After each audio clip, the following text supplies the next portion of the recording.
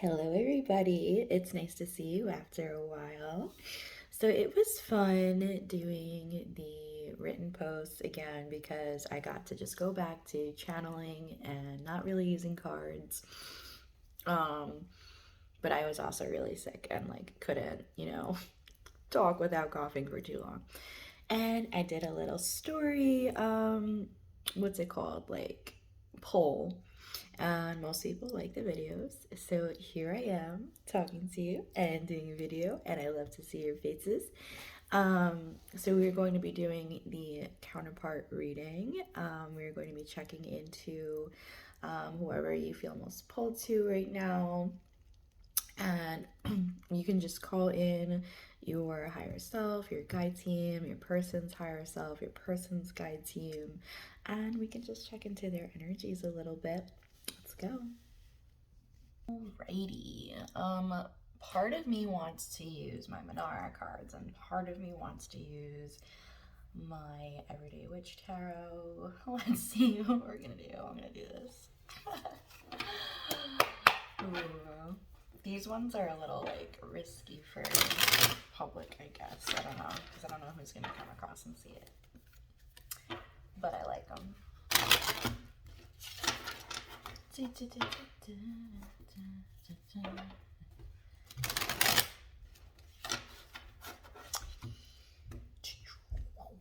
So we definitely still have Mercury retrograde, we have Venus retrograde, Uranus just went direct.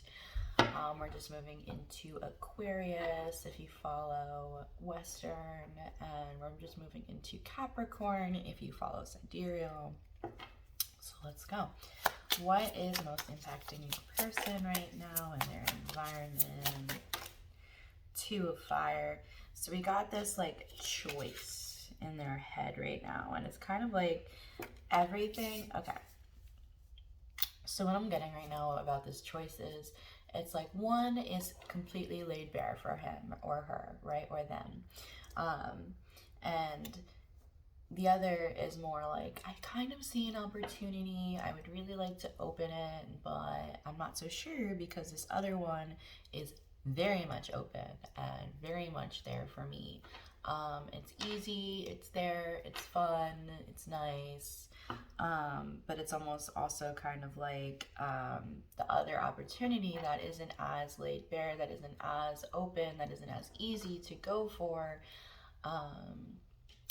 Isn't it's not as easy, but it's still the one that they really know that they want.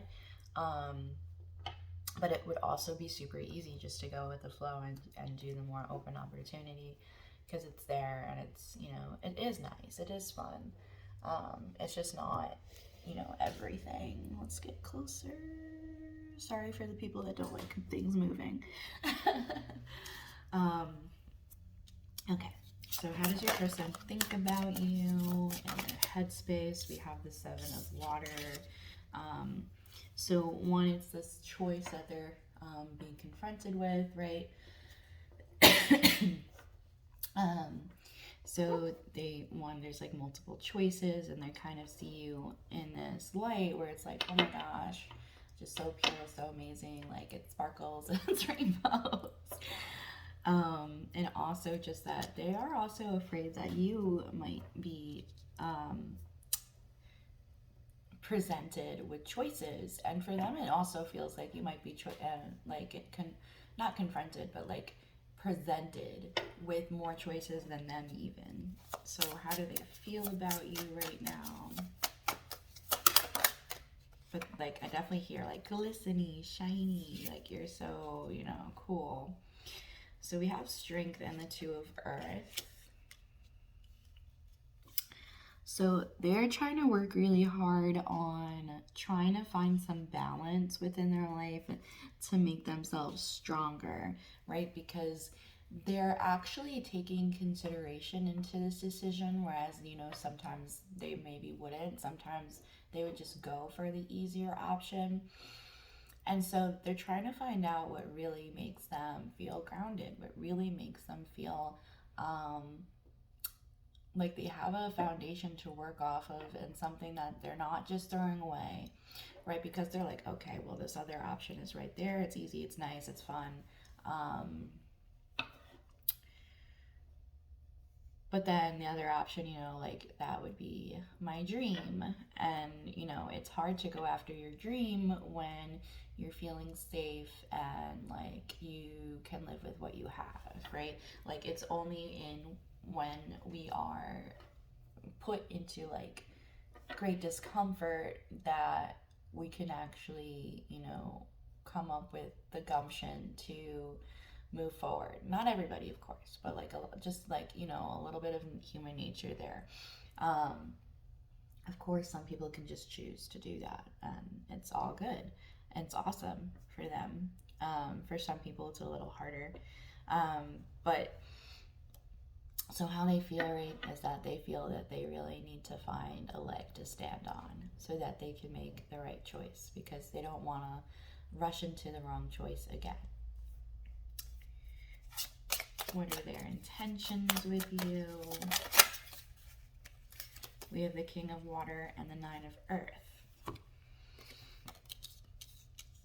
They want to be able to be self-sufficient so that they can really be healthy and communicative and caring and loving and supportive with you, because they feel like if you guys have known each other before, if you've been involved before, maybe, or just in general, like if you hadn't been involved with them or anything like that, like just in past relationships or past things with other people, they didn't have that. They didn't have that emotional stability. They didn't have that self-sufficiency. They didn't have that self-fulfillment. And so they started leaning on people and like and that's where like this decision making was going so wrong in the past, because they didn't have this foundation. They didn't have this peace and this like balance and this strength within for themselves. So they're trying to find their own self-love and their own self-sufficiency and their own method of feeling self-fulfilled so that they can actually be, someone who is healthy when it comes to communicating feelings and all the stuff that comes with a good partnership. So what movement might be coming in? We have the Empress. So one thing I heard really quickly was pregnancy. Of course, not everyone is going to be getting pregnant. That is a small message meant for a few. But it could also be like symbolic pregnancy, right? Also, like manifesting something, birthing something from an idea or an emotion or a thought into the physical reality, into something that's tangible. Also, just that, stepping into that Empress mode, being the Queen of all queens, just really finding your power and being really amazing. And it's just like that choice becomes even harder because where this is nice and fun and easy, it's like, and this was, glistening and fun and teasing, but a little bit out of reach. Now it's like, oh man, like I know, like that is what I want. So yeah, sorry, I got a little like caught up in that. But this choice sees you. They like see you as like they know about this choice, whether it's been spoken about or whether it's conscious. Like they are keeping an eye on you. And what is the guidance? We have the Queen of Air and the Three of Water. So one of the things that I'm hearing here, and let me just take a sip of coffee. Coffee gets so cold so fast, guys. um, anyway, one of the things I'm hearing here is to stand your ground with these decisions, right? Um, if you are uncomfortable with, choices and with other people being in the picture, then cut it out. Like, put up your boundaries, and hold them up. If you are comfortable with that, that's you. That's cool. Whatever. I don't. I'll like love and support you regardless of what you choose or like or desire for yourself. Um, so I'm not saying one way or the other. It's just that the message is that if you are uncomfortable with multiple people or choices, then really put up your boundaries and stick by them and cut out the situation. Another piece of guidance really is to really be communicative about what you like want, that makes you feel good, that makes you like feel like you're celebrating your life, that you're living your life to its fullest, and that you're living a life that you want. And try to be a little strategic about what you're doing. I'm not saying like be the person that is like in the background plotting. I'm like, no, just be, strategic about how you want to plan your life, right? And then we have the Knight of Earth on the bottom of the deck. So this is all happening a little bit slowly right now, but it is definitely something that is trying to come in for you.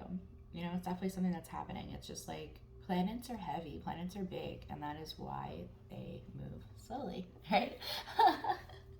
Anyway, I'm here if you need me. I hope you guys have a wonderful weekend.